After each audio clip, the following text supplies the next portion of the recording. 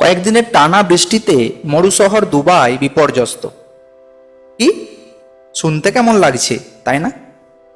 Dubai নাম শুনলেই তো মনে হয় মরুভূমির বুক চিরে উট চড়ে বেড়াচ্ছে, আর তার পাশেই বিরাট বিরাট অট্টালিকা। তো হঠাৎ বৃষ্টি, তাও আবার বন্যা। তাহলে কি কলিযুগ এসে গেল নাকি? আমরা যদি দুবাইয়ের উষ্ণতা ও বৃষ্টিপাতের গ্রাফ দেখি, তো দেখব এখানে বৃষ্টিপাত খুবই কম হয় এবং উষ্ণতা খুবই বেশি। ডিসেম্বর, জানুয়ারি, ফেব্রুয়ারি ও মার্চ মাসে গড় 15 থেকে 20 মিলিমিটার বৃষ্টিপাত। কিন্তু হঠাৎ করে এপ্রিলের শেষে বৃষ্টিপাত 1.5 থেকে 3 ইঞ্চ হয়ে গেল কেন? তো আমরা প্রথমেই দেখে নেব দুবাইয়ের বৃষ্টিপাতের কম হওয়ার কারণগুলি। তো সেটা দেখতে গেলে আমাদেরকে দেখতে হবে দুবাইয়ের ভূপ্রাকৃতিক অবস্থান। দুবাই 25.2 ডিগ্রি উত্তর এবং 55.3 ডিগ্রি পূর্ব অক্ষাংশে অবস্থিত। তো এই দুবাইয়ের যদি অবস্থানগত আমরা দেখি, এটা মহাদেশের পশ্চিম দিকে অবস্থিত হওয়ায় এমনিতেই বৃষ্টিপাত কম হয়। আবার এর পাশেই আছে আরব মরুভূমি। তো এই আরব মরুভূমির পাশে দুবাই অবস্থান করছে প্রায় কর্কটীয় উচ্চচাপ বলয়।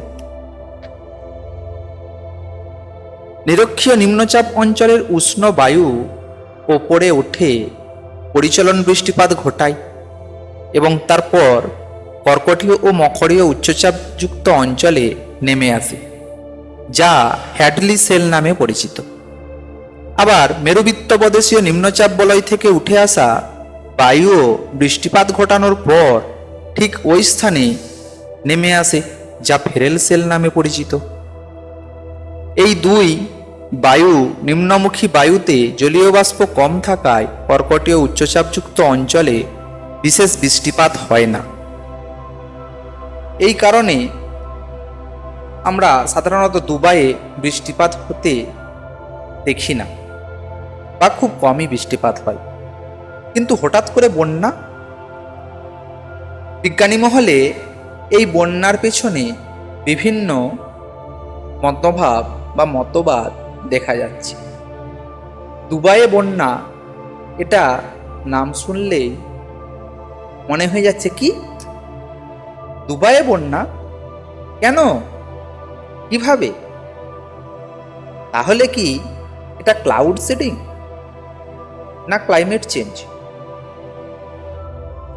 তো আমরা এই ক্লাউড সিডিং বা মেঘ বীজ বৃষ্টি কি সেটা একটু জেনে নিই।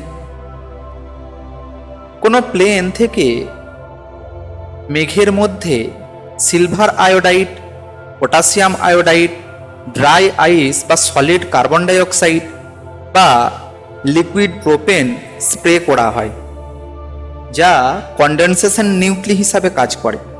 ফলে তৎক্ষণাৎ জলীয় বাষ্প ঘনীভূত হয়ে বৃষ্টিপাত হয়। দুবাইয়ে এই পদ্ধতি বহুবার ব্যবহারও করা হয়েছে। আবার বর্তমানে বিভিন্ন পদ্ধতিতে এই ক্লাউড সিডিং করা হয়ে থাকে, যেমন ইলেকট্রিক্যাল চার্জ ক্লাউড সিডিং।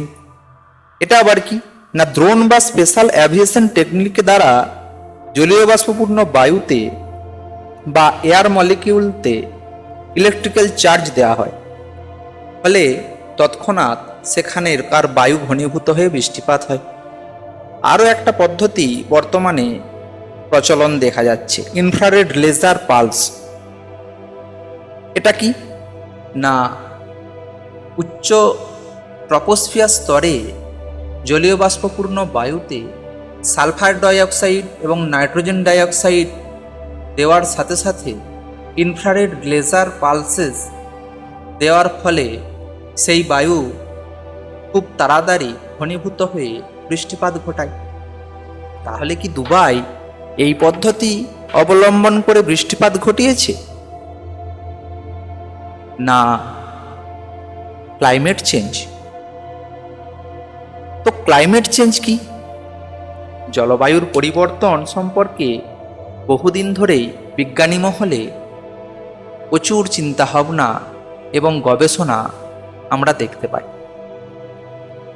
পৃথিবীর তাপমাত্রা বাড়ার ফলে উত্তর মেরুতে থাকা বরফগুলি দ্রুত হারে গলে যাচ্ছে, ফলে সমুদ্রের জলস্তর বেড়ে যাওয়ায় পৃথিবীব্যাপী বায়ুমণ্ডলীয় গোলযোগ আমরা দেখতে পাচ্ছি।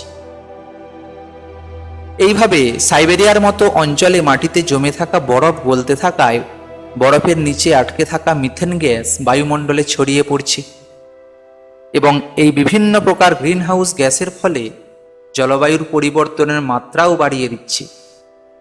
পৃথিবীর কোনো স্থানে যেখানে কখনোই বৃষ্টিপাত হয় না, সেখানে প্রচুর বৃষ্টিতে বন্যা, আবার যেখানে বৃষ্টিপাত হতো সেখানে আবার বৃষ্টির অভাবে খরাও দেখা যাচ্ছে।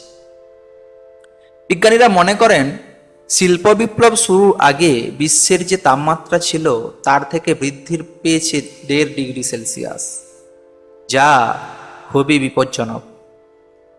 দিন দিন জীবাশ্ম জ্বালানির অত্যধিক ব্যবহার, রেফ্রিজারেটর, এসি ইত্যাদির অত্যধিক ব্যবহারে এবং বিভিন্ন যানবাহনের অত্যধিক ব্যবহারে বায়ুমণ্ডলের উষ্ণতা দিন দিন বেড়ে যাওয়ার ফলে বিভিন্ন জলবায়ুগত পরিবর্তন আমরা লক্ষ্য করছি।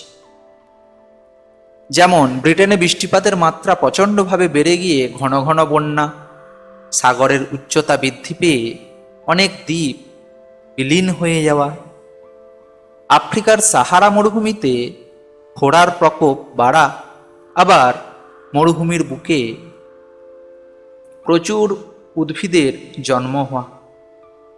তো আর্টিফিশিয়াল ইন্টেলিজেন্স কাউন্ট করেছে যে আফ্রিকার বুকে যেখানে মরুভূমি ছিল সেখানে 1.8 বিলিয়ন ট্রিজ দেখা যাচ্ছে।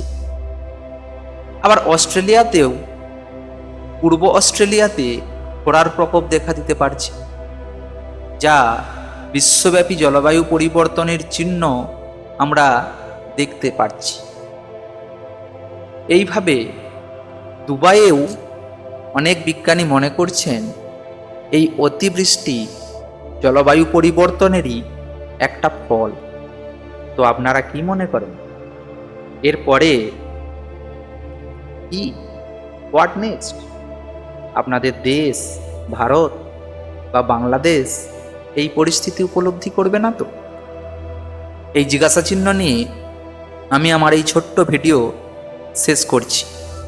যদি এই ভিডিওটি ভালো লেগে থাকে তো আমার এই চ্যানেলটিকে সাবস্ক্রাইব করে পাশে থাকা বেল আইকনটি টিপে রাখবেন পরবর্তীকালে এই রকম নিত্য নতুন ভিডিও পাওয়ার জন্য। ধন্যবাদ। আজকের দিনটি মঙ্গলময় হোক।